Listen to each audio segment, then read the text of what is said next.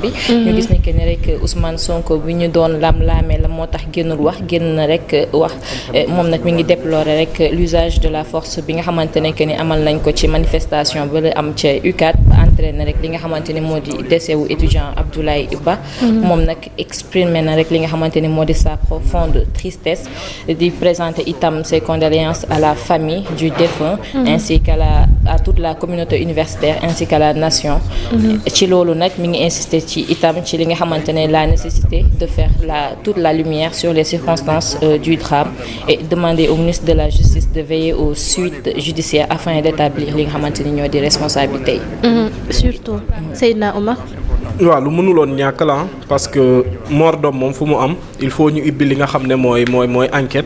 jàpp naa ne enquête yooyu nag mooy situer li nga xam ne mooy les responsabilités Pape Sané wax na ko démb te le ministre de l'intérieur wax na ko naan lépp lu jëmoon ci usage d'armes. ñoom dañ ne woon bu ko benn takk der yóbbu loolu moom dañ koy rafetlu te na continuer. foofu dama bëgg indi benn précision. waaw. foofu li ministre bi wax. moom mooy digle kenn du yóbbu arme c'est la loi de 70 qui dit précisément dans quelles conditions les forces de défense et de sécurité doivent utiliser loi moo ko wax loi moo ko bind c'est la loi de 72 70 plutôt je crois loi 363 du 17 mars 1970 moo ko écrit donc là moom je crois que son propos c'était un peu jaaytaar mais c'est loi bi la waroon a wax et non sa personne c'est la loi c'est la loi qui dit voilà. c'est interdit. mais quand même loi bi nekkoon na fi aussi ñu gis que gars yi dem. waaw mais non c'est la loi tu sais Pape je crois que démb wala barki démb on en parle gis nga l'usage des armes. oui elle est réglementée. c'est à la suite de réquisitions. yi nga xam ne moo xam les préfets moo xam les sous-préfets moo xam les gouverneurs. ñoo koy signer c'est eux qui signent les réquisitions yi nga xam ne ñooy jox. Les éléments sur le terrain ñooy autoriser du moins l'usage des armes sur le terrain moo xam une réquisition générale moo xam une réquisition particulière ou spéciale c'est en fonction des réquisitions moo tax c'est la loi de 70 qui dit expressément c'est pas le ministre ou le président ou le premier ministre qui se lève daal di ne non c'est-à-dire il faut que pour aller dans ce sens-là il faut que ñu changer la doctrine du maintien de l'ordre au Sénégal maa ngi koy wax keroog balance c'est-à-dire que on est en train d'assister à quelque chose excuse-moi Omar dogguma la c'est parce que fi nga wax la on est en train d'assister quand même à une nouveauté ci wàllu maintien de l'ordre je l'ai dit soo xoolee la violence des affrontements qu'il y a eu à l'université Omar entre 2024 2021 ce type d'affrontement bu amoon minimum daañ ne ñaari nit ñetti nit dee nañu c'est-à-dire lii amoon université affrontement yi nga amoon confrontation directe bi amoon su doon ci période 2021 2024 la am daañ na ñetti nit ñàkk nañ seen bakkan wala am na ñu dóor balu fital c'est extrêmement important c'est-à-dire qu'il y a une évolution de la doctrine mooy que te noo koy nattee on te dit ci wàllu blessé takk derrière li ñu am ci blessé étudiants yi amuñu ko ci blessé il y a 48 policiers blessés dont 6 dans un état extrêmement grave et ça c'est la norme mooy ce qu'on appelle maintenant en démocratie la gestion des foules on n'est plus dans le maintien de l'ordre dóor nangam sangam mais c'est faire en sorte que voilà qu'on puisse maintenir ou bien rétablir l'ordre sans pour autant créer beaucoup de dégâts yi nga xam ne auprès des manifestants et là je dis qu'il y a une doctrine qui est en train d'être élevée et d'être érigée et il faut saluer justement li nga xam ne moom la ñuy def mooy maanaam fexe ba nga xam ne ce sera zéro dérapage je veux pas parler de bavure mais zéro dérapage tu vois voilà loolu moom suñ ñu ci jàppale ñu jël de waaw manifestation war mën na métti mel na kii mais mort d'homme moom jàpp naa ne su amee rek échec la ci wàllu maintien de l'ordre parce que yow soo ñëwee pour maintenir l'ordre wala boog rétablir l'ordre mën nga def le tout ñoom am nañ stratégie ci loolu lañ leen former ñun peut-être dañuy yeewu jëm ci micro yi mais ñoom suñu yeewoo dinañ leen former théoriquement ci li nga xam ne mooy nu ñuy wàccee sur le terrain mais day am application gis nañ simulation yi doon am la fois passée bii le premier ministre wàccee école police mais aussi waxtaan bi ñu fa waxtaane woon pour affaire yi changer te wax naa ko fii la fois passée koor gi passé comme que ñu ngi ci koor bi ñu gisee image yi doon daw police di joxe ay ndogu ñëpp ko rafetlu comme ni ko le général Birame Diop waxee ñoo bokk ndey ñoo bokk baay mais malheureusement pratique yi suy am manifestation da ngay wax lii nii est-ce que lu am la. est-ce que Sénégal bi ñu nekk ñi nga xam ne ñoo bokk ndey ñoo bokk baay ñoo nekk di jàmmaarloo nii nañuy jiital toujours li nga xam ne mooy la dialogue parce que dialogue boobu ci leen mën a lijjantee lépp et non toujours rek répression yu nga xam ne day jur ay désordre. te Oumar beneen affaire mooy que il faut aller beaucoup plus loin que le maintien de l'ordre classique bi c'est-à-dire il faut que ñun suñu force yi de privilégier la médiation et la négociation mooy maanaam comme ce qui se fait dans les démocraties bu jàmmarloo amee ñu woo Pape Ndiaye qui est spécialisé en médiation mu dox ci diggante moo xam étudiants yi moo xam ñeneen ñuy manifester ak takk der yi c'est pour ça que dans beaucoup de pays actuellement doo gis des confrontations violentes parce que y a tout le temps des médiateurs ou bien des gars qui sont spécialisés dans la médiation ñuy dox ci diggante bi maintenant nag c'est pas forcément parce qu'il y a une médiation qu'il y aura pas de manifestants ou il y aura pas de violence mais au moins dana ko atténuer mooy li ngay wax léegi nii il faut que nit ñi di mën a wax c'est-à-dire am na ki nga xam ne dafa am lu ko metti moom la bëgg a wax moom la bëgg a wane am na ki nga xam ne il est là c'est pour préserver la paix publique ñaar yooyu du ñu mës a déggu c'est-à-dire tant qu'il y aura une police et une gendarmerie tant qu'il y aura des manifestations tant qu'il y aura des manifestants il y aura toujours des problèmes parce que du ñu mës a déggoo parce que kii day bëgg a exercer un droit constitutionnel kii bëgg également exercer une mission constitutionnelle lu leer nga wax waaw mais moo tax ci diggante bi il faut qu'on privilège ce qu'on appelle les négociateurs et les médiateurs surtout war na évoluer daal surtout loolu alors Ramata dañuy jàllaat rek ci beneen point bi nag dañuy dem rek fee ca Kaolack section de recherche bi nag dafa démanteler rek benn réseau d'arnaque orchestré par un mineur de 17 ans moom nag di wuyoo ci turu Ogna moom nag dafa escroquer rek plus de 40 millions de francs CFA à 270 victimes à travers réseau bi ñuy wax TikTok moom nag moo nekk ci kaw compte bu ñuy wax marché central Colombo am plus de 23 000 abonnés moom nag da doon jaay ci en direct ay iPhone à des prix cassés une fois que nag client bi mu daal di valider li nga xamante ne moo di paiement bi daf koy daal di yóbbu xaalis bi rek ci coffre-am bu ko defee mu topp rek ci bloqué ki nga xamante ne moo di client bi enquête bi nag après bi nga xamante ne que ne opérateur téléphonique yi gën nañ ci appuyer permettre na rek ñu localiser ko fi nga xamante ne moo di Santhiou Thiamène où il menait un train de vie luxueux sans revenu légal du matériel et plusieurs puces ont été saisies ki di complice am di wuyoo ci turu M Niass moom nag dafa daal di rek daw mais Ogna moom déféré nañ ko pour association de malfaiteurs escroquerie et usurpation d'identité et blanchiment 17 ans à 17 ans sachant qu'il faut vraiment faire très attention ci ñii di jaay peut-être TikTok parce que des fois mën nañ la wan loo xamante ne nga dugal sa xaalis mais après c'est toi qui vas perdre en tout cas doyen 17 ans pour cette affaire que Amina vient de nous expliquer il y a un jeune bi nga xamante ne 17 ans la am dañ ko jàpp pour escroquerie fële ca TikTok la nekk di jaay ay téléphone donc nit ki daf koy envoyer xaalis ba pare mu jël xaalis bi mais après la personne perd complètement parce que du ko andi benn téléphone. Oui, malheureusement c'est le côté négatif des réseaux sociaux. Oui. C'est le côté négatif autant c'est un excellent outil bi nga xam ne mu ngi permettre à beaucoup de Sénégalais des Sénégalaises di exercer ou bien di jaay seeni produits et mu leen di rapporter vraiment d'excellents gains mais malheureusement les dangers aussi des fois tu tombes sur en fait les réseaux sociaux c'est notre monde mooy c'est notre monde en miniature est-ce que léegi sax c'est pas nous qui sommes en miniature par rapport aux réseaux sociaux en fait ça ne fait que refléter ñun suñu société bi ni ñuy pratiques yi ñuy def fi di ko gis di ko dund matin midi soir c'est les mêmes pratiques qui se font dans les réseaux sociaux mais aussi tamit des fois il faut que les gens sachent raison garder parce que ki nga xam ne day jaay la logique aurait voulu que yow balaa nga kaa fay xaalis Nga jot. mu livrer la Oui. ouais. Mais bon on est dans un pays où encore je crois il faut élever les mentalités de telle sorte que les gens puissent faire attention. Mais ci wàll bi le travail de la section de recherche et c'est à saluer comme l'ensemble de l'œuvre de la division spéciale de la cybersécurité bi nga xam ne ci 2025 bi li mu démantelé justement sur ces types d'escroquerie et d'abus de confiance dafa bëri ci wàllu jaay garab ci jaay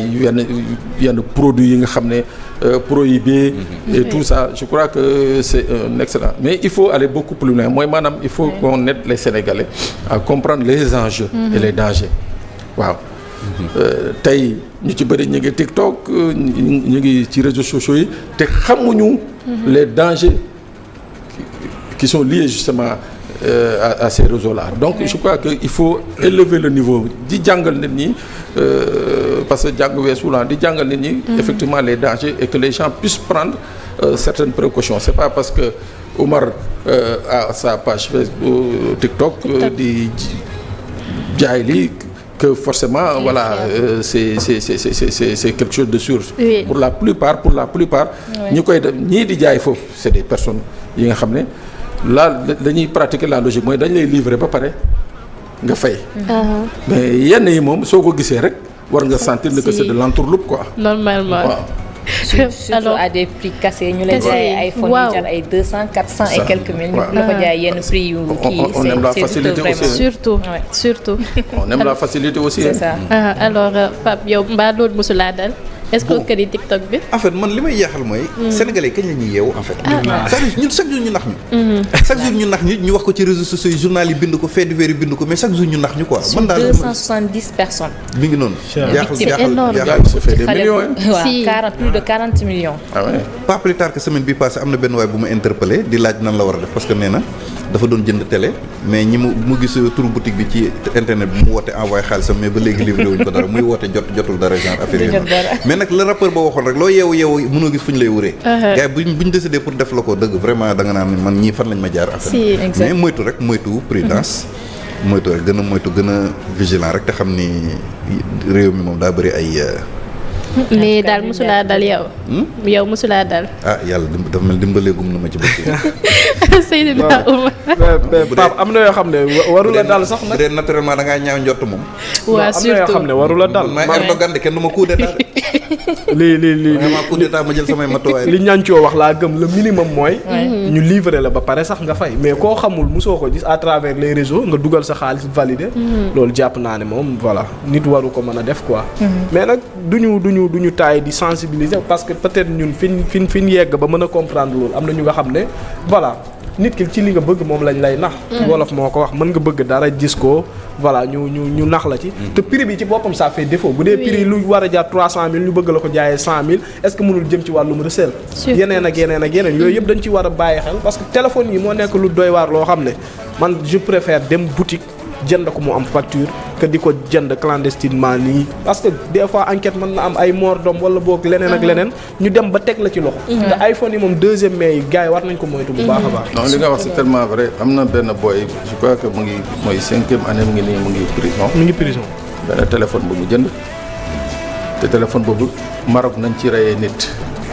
xoolal la Interpol topp téléphone bi ba fii ñu fekk ko ci loxo mu ngi fii ci kaso bi te moom daa def il n'a rien fait qu'acheter un daa téléphone. jënd rek. lu jar a bàyyi xel la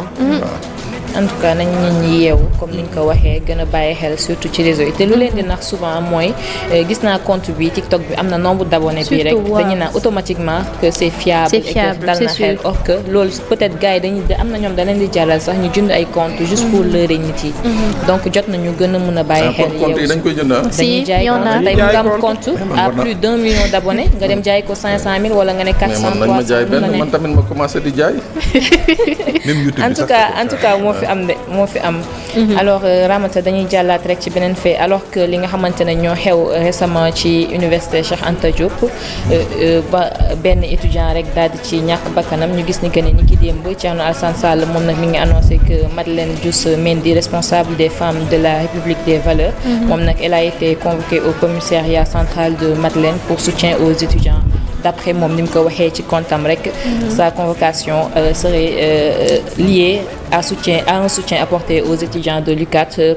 pendant ce temps affaire yi xew fii yëpp ci message bi nga xamante ne que ni wax na ko ci réseaux sociaux nag moom ki nga xamante ni moo di Thierno Alassane Sall mi ngi interrogé wu rek depuis quand aider des personnes en détresse à se nourrir et à se soigner constitue-t-il une faute. dafa dem di soutenir ñu convoqué ko. waaw Pape.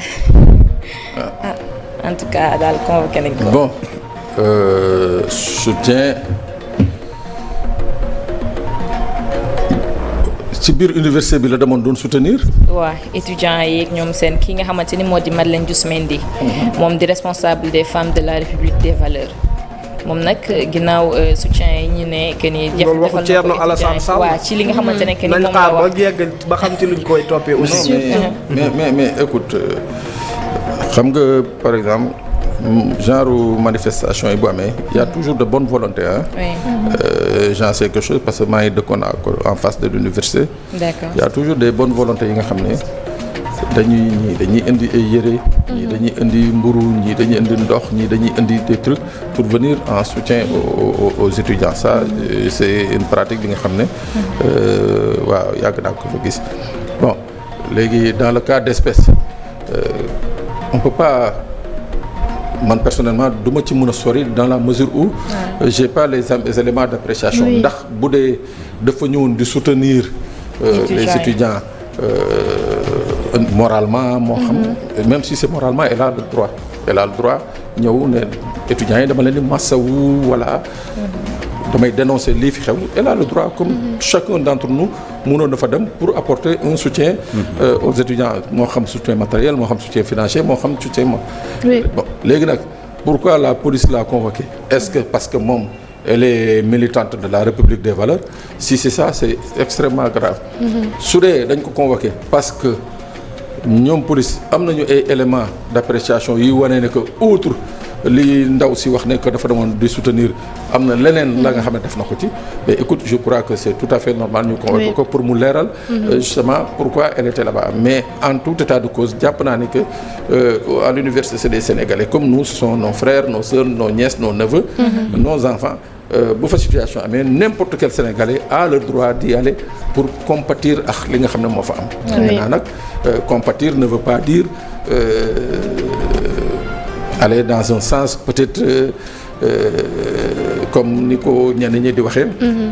am na ñu fa demoon di leen jàppale ci wàllu xaw ma nu mu tuddati jàmmarloo voilà mu ngoog quoi ça c'est quelque chose bi nga xam ne je retrouve ça je dis que voilà jàpp ma ni que mu doon lu normal daal waaw li normal daal mooy li ni mel amee n'importe quel Sénégalais war nga fa mën a dem pour massawu ou bien pour se désoler de la situation léegi nag c'est aux policiers vraiment d'apprécier parce que ñoom xëy na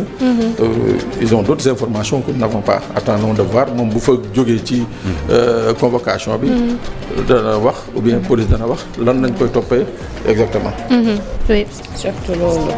en tout cas daal comme ni nga ko waxee université daal ko fa amul frère am nga fa sœur rakk ak yëpp kon yaakaar naa ne ñu jàppale leen moom warul nekk motif bi tax ñu ko war a convoqué alors dañuy ñëwaat rek ci li nga xamante ne moo fa xewoon mu mel ni rek certificat de décès bi de Abdoulaye Ba génn na et que ci certificat bi gis nañ ni que ni dafa autopsie autant pour moi autopsie bi dafa seetal rek lépp li nga xamante ne dafa jëm ci tir par balle wala li ni mel seetal na ci côté boobu noonu ñi nga xam ne moo di force de l'ordre yi wanewul benn yoon que ni kii nga xamante ne moo di Abdoulaye Ba dañ ko daal di tirer balle ba tax mu faatu wala yi ni mel par contre nag am na ay blessures rek yeneen yi nga xamante ne que ni nemmeeku nañ ko yu bëri ci yaramam. ci yaramam.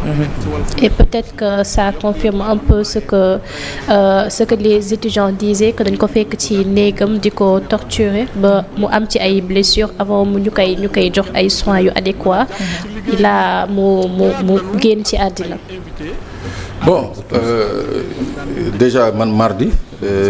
bi ñuy def penance maa ngi koy wax maa ngi naan que en fait autopsie bi jour boobu nañ ko def on a eu la chance xam ci dara mooy que il fallait déjà écarter la thèse d'une mort par projectile mooy maanaam du bal moo ko rey bii nag mu officiel ba ñu jël néew bi delloo ko njabootam gis nañ ni que li ci waa hôpital bi wax nee nañu daal li ñu constaté mooy am na ay gaañu am na ay damm-damm ci niveau côte yi waaw am na li ñuy wax ay contusion am nañu hémorragie ak ay dysfonctionnement yi nga xam ne certaines parties sensibles du corps de la victime moo xam rein yi moo xam rat bi moo xam thorax bi moo xam bopp bi alors loolu ci gàttal légistes yi jàpp nañ ne que mun nañu bañ a écarter mooy la thèse d'une chute mooy maanaam daanu bu metti quoi mun na jur li nga xam ne mooy mbir mi maanaam loolu c'est une chose deux choses mu am également benn mbir bi nga xam ne il faut ñu si tenir compte parce que les versions dafa am beaucoup de versions différentes ñi ngi naan ci biir néegam dañ ko fekk am na ñu naan non bañ ko fekkee ci biir néegam jot nañ ko yóbbu ci centre médical socio-médical bu Kout ci centre médical ba sax jàpp nañ ni que foofu la ñàkkee bakkanam voilà donc il y a ces versions là yi nga xam ne mooy tax enquête rek comme Pape l'a dit ministre de la justice nee na daañu ubbi enquête pour xam véritablement ce qui s'est passé léegi la chute bu dee ñii naan ci néegam lañ ko fekk mais kon mënul chuter on parle de logique c'est-à-dire bu dee ci néegam lañ ko fekk c'est pas une chute et quand l'autopsie dit que il se pourrait que lii ñu constaté que ce soit les conséquences d'une chute mortelle mooy maanaam kon peut-être mun na bokk xëy na ci ñi nga xam ne ñoo doon jógee ci kaw étage yi ci kaw di tëb di daanu mun na bokk donc la thèse bii naan ci néegam nañ ko fekk ñu dóor ko fa kër jël yóbbu donc dañ koy écarter war nañ ko mun a écarter même bu dee c'est une thèse qui peut tenir la route waaw léegi ñan ñoo ko yóbbu au niveau du centre médical du Kout Mystère et Boule de Gomme je crois que yooyu yëpp tamit avec les caméras de surveillance enquêteurs yi daañu mën a remonter ba xam ba identifier ñan ñoo ko jël ba yóbbu ko jébal ko yi nga xam ne mooy le personnel médical du Kout waaw mais déjà li leer ba leer mooy que il n'a pas été tué par balle waaw mais comme je l'ai dit sama njëlbeen wax c'est une mort de plus c'est-à-dire on doit dans ce pays-là continuer de manifester te nit du ci damm nit du ci rëq nit du ci foxoj masama ñaar nit dee na ci waaw yaakaar naa loolu moom leer na waaw Pape ndax am na li nga ci bëgg yokk je m'en rapporte tey daal je m'en rapporte nga andi Pape est-ce que nekk moom moo woor du ñu ko nëbbu en fin de compte. mën na am de alors Ramata dañ koy daal di tëjee rek ak li nga xamante ne que ni gis nañ ko ci li nga xamante ne brigade de recherche du commissariat des Parcelles Assainies moom nag ñi ki démb dafa interpellé rek benn mbër lutteur et vendeur de légumes âgé de 30 ans di sigle yi nag di NMS moom nag moom lañ teg loxo ca unité de Parcelles pour détention et trafic de chanvre indien moom nag bu ñu exploité renseignement yi nga xamante ne que ni ñoom police amoon nañ ko. ñu daal di def rek descente ci li nga xamante ni moo di këram ñu fekk fa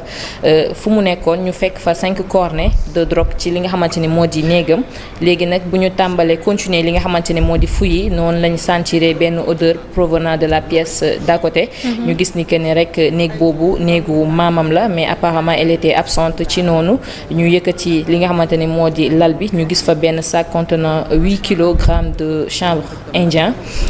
yi nga xamante ne moom moo ko fa nëbboon après nag ci moom ci noonu la daal di rek reconnaître li nga xamante ne que ni moom moo ko fa def. ci néegu maamam après bu mu ko jëndee fa nga xamante ne moo di Ngéyeen il a été placé en garde à vue et une enquête est ouverte actuellement. Seyna Omar.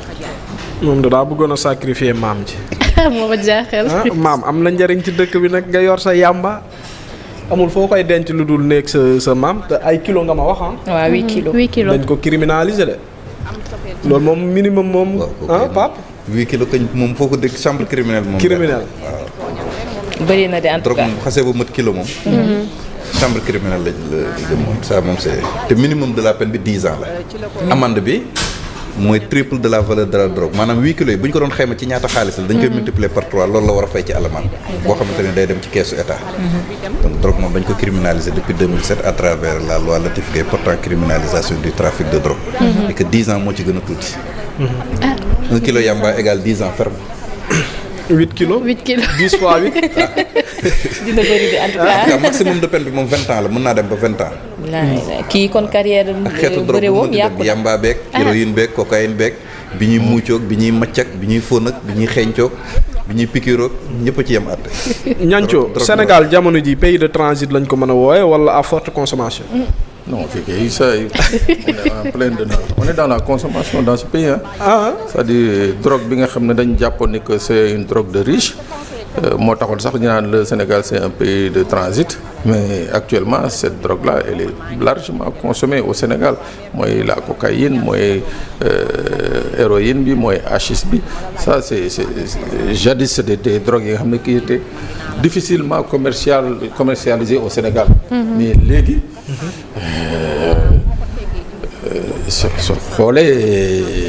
comment ça se passe, je te dis que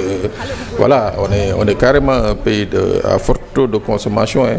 Et malheureusement, je dis malheureusement, Omar, nous avons eu problème. On ne met pas tellement l'accent sur les véritables politiques qui nous permettent de faire face à cette chose. C'est vrai que ça arrive dans tous les pays, mais nous, au Sénégal, nous avons une particularité. On est un pays, bien depuis l'aube des indépendances et bien avant, nous avons un pays extrêmement bien structuré.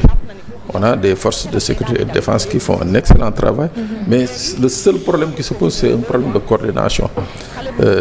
Partout dans tous les pays du monde, il n'y a qu'une seule unité de lutte contre le trafic de drogue. Partout dans le monde. Mais nous, au Sénégal, bizarrement, il y a l'ORCOTIS, qui est l'office central, qui devait regrouper la lutte contre le trafic de drogue. Mais la gendarmerie, il y a le groupe de lutte anti-drogue, douane, ainsi de suite, ainsi de suite. C'est des forces qui sont éparpillées. Alors que on devait justement avoir un office vraiment puissant avec toutes ses composantes. Police, gendarmerie, douane, eaux et forêts, service d'hygiène, la magistrature. Asseoir une politique nationale de lutte contre le trafic de la drogue. Mais avec ces éparpillements, c'est vrai qu'il y a des résultats. Mais on aurait eu plus de résultats, je crois, que sous Bouron, toutes les forces étaient réunies au sein d'un office. Quoi. Parce que la dispersion, dans notre pays, tout le monde sait comment ça se passe. Il y a une certaine rivalité. Pape Ndiaye dans un secteur, dans secteur, mais dans c'est pas mon problème. Moi, je suis secteur Omar. Mais comme nous sommes un secteur, je suis dans secteur. Donc, entre zone de compétence ou tel service, zone de compétence, tel service, ainsi de suite, ainsi de suite. Moi, je crois il faut que nous délouions à l'essentiel. Moi, remettre sur place un office central très, très, très fort, avec beaucoup de moyens. Parce que la lutte contre le trafic de drogue, ça demande beaucoup d'argent. Oui. Parce qu'en face, c'est des milliards qu'ils ont. En face, pour nous, il mais comme parce que nous avons une cargaison, nous avons quartier c'est une cargaison de cocaïne. waaw benn avion bu wàcc rek mun nañ jënd quartier bi donc ñooñu booy xeex ak ñoom da nga war a am justement des moyens yi nga xam ne moo lay permettre d'être à l'abri de la corruption. waaye. merci beaucoup doyen alors Amina mu mel ni tey li nga ñu andiloon. waaw yëf yi mat na instant bi. mat na sëkk. alors merci beaucoup ñu ngi lay jaajëfal waaye damay laaj ki nekk sama wet xam naa ne instant bi ngi yàkkamtee wàcc tout ça à cause de Oumar instant bi moom. mu lay bàyyi wala da ngay rester ci plateau. non grand bi laay gunge mais maa ngi ñëwaat damay gunge grand bi rek. comme non mais grand léegi. bàyyi la nga tàggatoo comme da ngay gunge rek. ñu ngi lay xalaat